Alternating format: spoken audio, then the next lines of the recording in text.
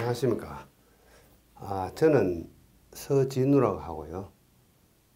인터넷 학원 아이올리고라는 곳에서 제가 토목시공 기술사 강의를 하고 있습니다. 오늘은 뭐 강의라기보다는 제가 이제 지금 현장에 계시는 여러 선배님들, 동료분들, 후배님들에게 하고 싶은 말이 있어가지고 이렇게 유튜브에 제가 영상을 하나 올리기 위해서 준비를 해봤습니다. 주제는 기술사 공부를 또는 기술사 자격을 왜 해야 하느냐, 가져야 하느냐, why 의문이 생기죠. 왜 기술사 공부를 해야 되느냐. 뭐 토목시공 기술사도 좋고 뭐 토질및 기초 기술사도 좋고 어떤 기술사가 되었든 간에 우리가 현장에서 근무를 하면서 또는 우리가 건설 쪽에 근무를 하면서 이 건설 파트는 뭐 많이 있겠죠. 뭐 공직에 계시는 분들, 뭐 공사에 계시는 분들, 또는 어떻습니까? 뭐 감리하시는 분들, 시공사에 계시는 분들, 뭐 시공사도 뭐 원도급 1군 업체, 2군 업체 또는 뭐 전문 업체가 있을 수도 있고 또는 뭐 전문 어떤 설계 회사에 뭐 있을 수도 있고 뭐 다양한 분야에 이제 이렇게 근무를 하시는데 가끔씩 우리가 기술사 자격을 왜 해야 하느냐 이런 의문을 갖게 되죠. 자, 그 전에 이런 이야기 합니다. 기술사의 사자는 선비 사자죠. 선비가 된다. 이런 뜻이죠. 선비가 된다. 제가 기술사 공부할 때 이런 말 들었습니다. 죽으면은 묘비에 기술사 서진우 이렇게 적어준답니다. 제 아들놈이. 뭐 그런 거. 또 뭐 가문의 영광이다. 뭐 이런 말을 하기도 하는데, 뭐 지금은 기술사 땄다 해서 뭐 가문의 영광까지 될 건 없고요. 그러고 뭐 부귀영화가 만들어진다. 부귀영화를 누릴 수 있다. 뭐 이 정도 수준도 사실은 안 됩니다. 자, 그러면은 기술사 따면은 뭡니까? 연봉이 엄청 오른다. 이것도 크게 많이 오르지는 않습니다. 뭐 회사에 따라 가지고 기술사 자격 수당을 주는 것도 있고 주지 않는 것도 있고 뭐 그렇죠. 그러면은 또 이런 의문이 생기죠. 현재 우리가 뭐 감리를 하든 시공사 했던 또 과거에 인정기술사 제도라는 게 있었습니다. 그런 거 뭐 기술사 없어도 노가다 생활을 할 수 있다. 현장 생활 충분히 가능하다. 이런 생각을 갖고 뭐 할 필요도 없다. 이렇게 생각하시고 안 할 수도 있습니다. 사실은 뭐 기술사 없어도 여러분들 뭐 근무하는데 큰 지장은 없습니다. 그럼 왜 해야 되느냐? 뭐 별로 필요가 없네? 이런 생각이 들죠. 별로 필요도 없네. 자, 그러면 기술사라는 자격증을 따기 위해서 한다. 물론 뭐 목표가 이거겠죠. 자격증을 따기 위해서 한다. 그런데 우리가 기술사 정도 합격을 하면은 어느 정도 실력을 갖추게 됩니다. 여러분들요, 학교 졸업하고 어떻습니까? 현재 뭐 4년차가 되었든 5년차가 되었든 10년차가 되었든 20년차가 되었든 건설 쪽에 쭉 몸을 담고 계시면서 사실은 어떤 공학적인 개념을 가지고 공부를 했다든가 이런 이론을 가지고 현장에 적용을 했다든가, 물론 뭐 설계회사나 어떤 그 전문 업체 쪽에서는 이런 거 공부해서 적용을 하기도 합니다만은 사실은 시공 쪽에 있다 보면 거의 이렇게 할 일이 별로 없죠. 그냥 무난하게 현장 일하고 그냥 월급 받고 이렇게 살아왔습니다. 그 자격증이 꼭 필요하냐? 뭐 꼭 필요한 거 아닙니다. 뭐 없어도 됩니다. 없어도 살아가는데 큰 지장이 없어요. 그런데 중요한 것은 어떻습니까? 자존심이 상하죠. 기술자가 되어가지고 그래도 최고의 자격증 기술사 하는 정도는 가지고 있어야 되는 거 아닙니까? 자, 그러면 연령별로 한번 보겠습니다.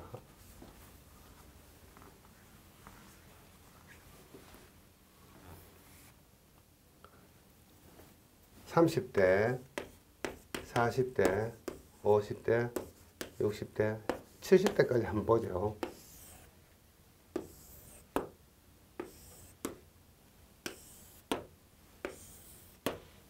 (40대는) 지금 노가다 생활 이만큼 했습니다. 50대는 노가다 생활을 이만큼 했습니다. 60대는 노가다 생활을 이만큼 했습니다.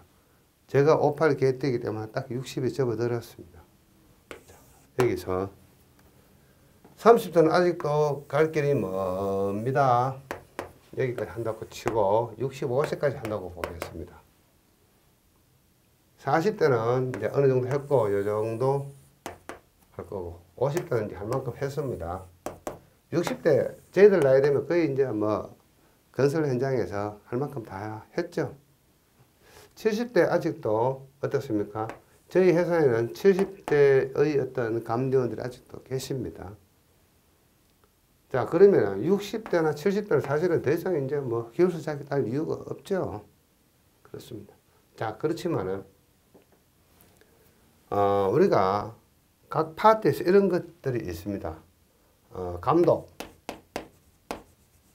발주처라고 이야기하겠습니다. 발주처. 그 다음 또 뭐가 있습니까? 뭐 감리가 있을 수도 있고, 감리, 감독과 발주처, 감리. 그 다음에 시공사가 있을 수가 있습니다. 시공사, 시공회사. 시공회사도 뭡니까? 원도급자가 있고, 하수급자가 있고, 그렇죠. 그래서 이렇게 삼각형의 관계를 가지고 우리는 현장을 관리를 하게 됩니다. 자, 그러면 어떤 현장의 프로젝트를 두고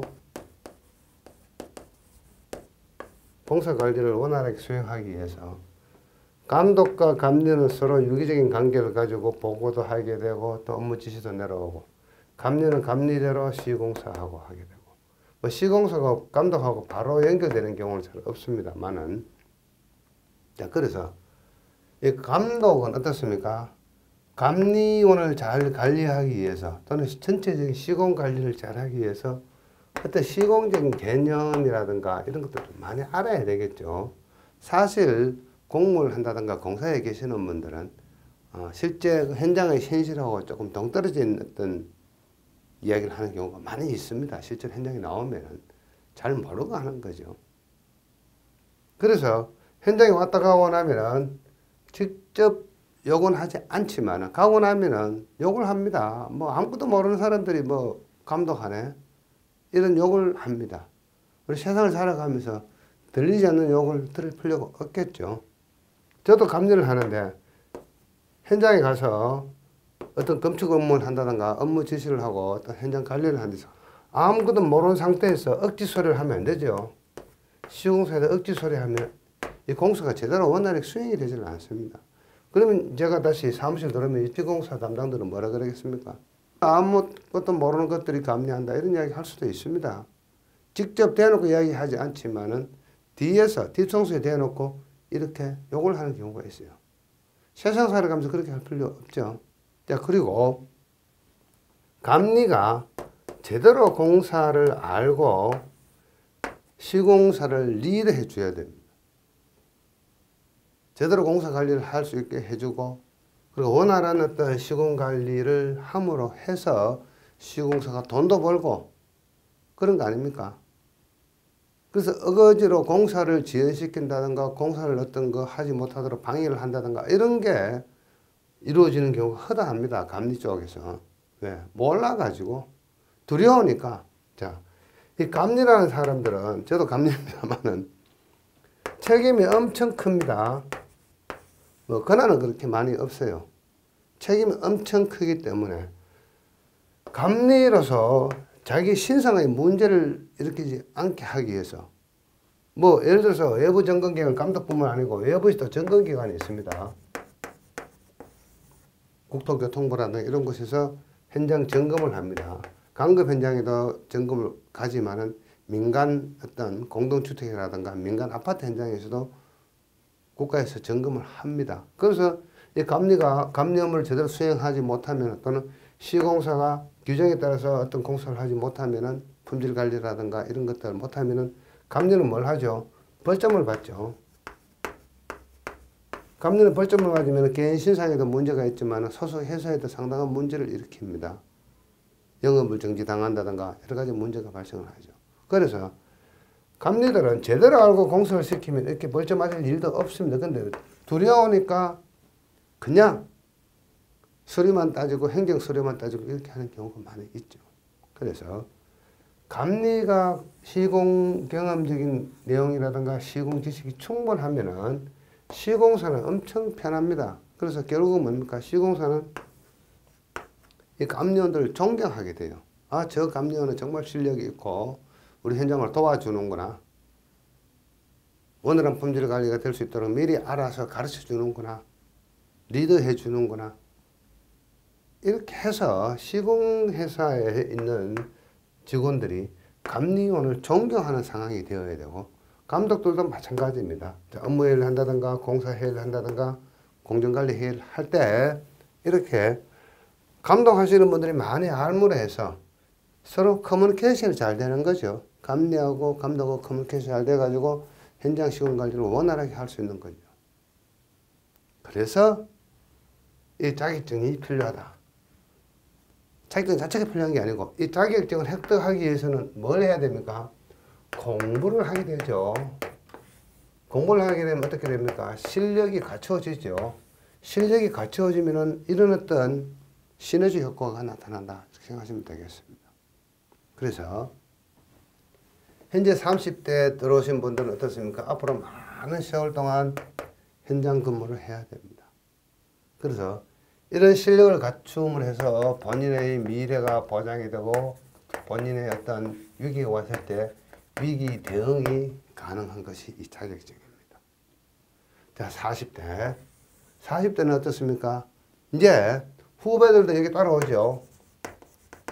후배들보다 좀 실력이 좋아가지고 후배들을 가르쳐 주기도 하고 또는 이런 기능들 높여야 되고 그래서 실력 있는 어떤 기술자로서 나머지 어떤 현장 생활을 영위할 수 있는 거고 자 50대 지금 50대 되시는 분들은 분명히 어느 한순간에 기술사 자격 공부를 한번 시도를 해보거나 기술사 한번 해봐야 되겠다 이런 생각을 하시다가 또는 기술사 공부를 하다가 시작하다가 어느 정도 공부하다가 중단하신 분들이 상당히 많습니다. 다시 한번 시작하십시오. 늦지 않습니다. 7.8기라고 있죠. 7.8기 7.8기 정신으로 한 번 더 시도를 해서 기술을 합격할 필요가 있고 그 다음에 50대에서 60대 사이의 사람들 한마디로 쪽팔리잖아요. 지금까지 뭐 했습니까? 기술사 자격증 하나 갖지 못하고 쪽팔립니다. 후배들한테. 그리고 자기 스스로한테 어떻습니까? 부끄럽죠. 다른 사람들은 기술사 자격증도 따고 실력도 갖추었는데 나는 그냥 월급 받고 현장 생활하고 그냥 그저 그렇게 살았다. 이거죠. 한마디로 쪽팔립니다. 그리고 자기 자신한테 부끄럽죠. 그 많은 시간 동안 어떻습니까? 그냥 낭비만 한 거죠. 자, 30대, 40대 되시는 분들은 어떻습니까? 우리가 시간이 있는데, 인생에서 시간이 있는데, 시간을 저금할 수 있는, 저축할 수 있는 방법은 거의 없습니다. 시간을 어떻게 저금할 수가 없죠. 젊음을 저축할 수는 없죠. 그런데 어떤 지식을 갖춤을 해서 시간은 어느 정도 저축이 가능합니다. 시간을 저축하는 방법은 지식을 갖추는 거죠. 이 공학적인 지식을 갖추기 위해서는 자격증을 따야 되는데 자격증을 따는 과정에서 여러분들이 공부를 하면서 지식을 갖추게 되는 거죠. 그 다음에 조금 전에 말씀드렸습니다만 50대에서 60대 되시는 분들은 어떻습니까? 쪽팔립니다. 쪽팔리지 않도록 하기 위해서는 어떻게 해야 되죠? 지금이라도 기술사 도전 한번 해보셔야 되죠. 정리하는 기분으로 내 인생을 정리하는 기분으로 나의 노가다 인생을 정리하는 기분으로 그리고 지금까지 뒷골 땡겼죠. 기술사 자격증 한번 따고 싶었는데 계속해서 따지 못했다. 학원에 등록을 해서 마누라한테 돈 100만 원 썼습니다. 한 10년 전에. 새삼스럽게 또 공부하려니까 뭐 자신도 없고 돈도 없고 돈은 있지만은 돈 쓰기는 아깝고 그런 거 아닙니까? 그렇지만은 자신에게 부끄럽지 않는 노가다 인생을 마무리하기 위해서는 이 기술사 자격증을 꼭 따셔야 됩니다. 그래야 즐거운 마음이 생기고 행복한 마음이 생기는 겁니다. 60대 좀 넘으신 분들 그래도 한번 도전해 볼 필요가 있습니다. 재미있습니다. 지금 뒤늦게 눈도 침침하고 기억력도 없고 어떻게 공부하랴. 암기도 할 수 없는데 내가. 기술사 공부예요. 암기하는 거 아닙니다. 여러분들이 60 정도까지 제 나이까지 또는 60 넘어서 60 한 50까지 보겠습니다. 지금까지 현장에서 엄청난 많은 경험을 가져왔기 때문에 얼마든지 여러분들은 젊은 30대나 40대보다는 더 쉽게 기술사 시험 합격할 수가 있습니다. 단지 접근을 어떻게 하느냐에 따라 다릅니다. 그냥 그 많은 기술사 교재에 있는 내용을 암기를 하겠다. 그거 어렵습니다. 암기할 수 없습니다. 그럼 어떻게 해야 되느냐? 지금까지 50대에서 60대 되신 분들은 많은 경험치가 있습니다. 경험치. 현장에서 많은 경험을 했습니다. 이 경험치를 적절하게 답안 쓸 수 있는 훈련을 하시면 되는 거고, 그 다음에 암기를 잘 할 수 없기 때문에 암기하지 않는 방법은 이론적인 공부를 하시면 됩니다. 조금만 신경 쓰시면 얼마든지 공부할 수 있는 부분이 이 이론입니다. 그러면 여러분들 암기 안 하셔도 돼요. 그래서 이 경험과 이론을 접목해서 답안을 쓰면 얼마든지 쉽게 합격할 수 있는 연령층이 50대에서 60대 사이입니다. 그래서 제가 저와 같은 또래에 계시는 분들에게 꼭 부탁드리고 싶은 것이 쪽팔리지 않으려면 자격증 따셔야 됩니다. 따봤자 이 기술사 자격증을 쓸 때는 그렇게 없습니다. 그렇지만은 내 자식들한테 또는 내 주변 동료들한테 내 스스로 부끄러움이 없이 나도 이제 기술사 하나 취득했다 이렇게 이야기하면서 행복감을 느낄 수 있는 그런 것이 이 기술사 자격증이죠. 그리고 이제 30대, 40대 되시는 분들은 당연히 따야 되고요. 건설 현장에서 계속 근무를 하시려면은 그만두고 우리말로 이런 말 씁니다. 잣대 놓는다. 지금은 자를 안 쓰죠. 컴퓨터 놓는다고 이야기하겠습니다. 저희들 때는 자로 도면을 그리고 드로잉을 하면서 이 건설을 그만둔다는 이야기를 잣대 놓는다 이런 말을 많이 썼습니다. 지금은 컴퓨터 마우스를 놓는 거죠. 그래서 컴퓨터 마우스를 놓고 통닭집을 하지 않는다면은 건설에서 계속 계신다면 자격증을 꼭 따셔야 됩니다. 그 자격증 종류는 토목시공 기술사도 좋고 토지및 기초 기술사도 좋고 도로 및 공항 기술사도 좋고 어느 기술사도 상관이 없습니다. 그렇지만 토목시공 기술사가 조금 접근하기가 편하고 합격하기가 좀 쉽죠. 그런 겁니다. 자, 그러면 어떻게 해야 되느냐? 학원 가야 되느냐? 학원 가면 좋죠. 돈이 좀 들죠. 학원 안 가고 독학할 수도 있습니다. 독학할 수도 있고 다양한 방법으로 합격할 수가 있습니다. 그죠? 학원을 가시려면 학원도 여러 가지가 있겠죠. 자, 오프라인 학원, 가방 들고 가는 것, 인터넷 학원, 여러 곳이 있겠죠. 그 다음에 어떤 교재를 봐야 되느냐, 어느 강사한테 강의를 들어야 되느냐, 이런 의문이 생기겠죠. 강사의 만남, 강사와의 만남, 누구를 만나느냐 엄청 중요하지만은 여러분들하고 코드가 맞는 사람들, 여러분들 좋아하시는 분들, 여러분들이 좋아하는 스타일의 강사를 찾아가시면 됩니다. 국내에 토목시공 기술사 강의하시는 분들 엄청 많습니다. 이런 오프라인 학원도 많고요. 이거 서울에도 몇 개 정도 됩니다. 서울에도 많이 있고요. 경기도 지역은 이 학원 되게 많습니다. 그리고 각 지방마다 이런 토목시공 기술사 강의하는 곳 상당히 많습니다.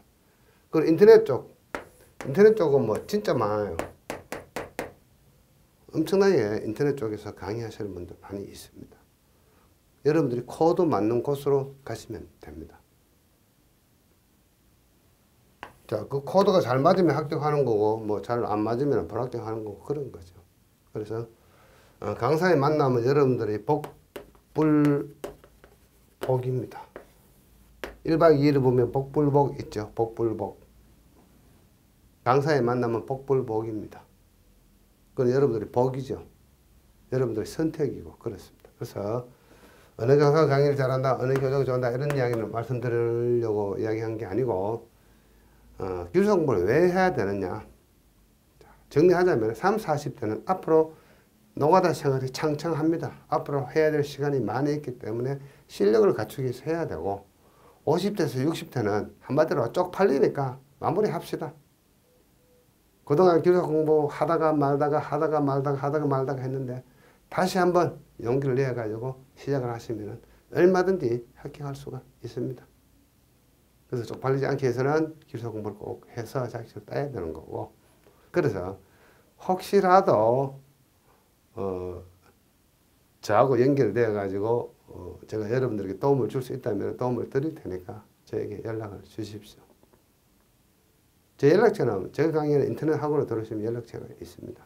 그렇게 해서 기술사 자격증 꼭 따보시기 바랍니다.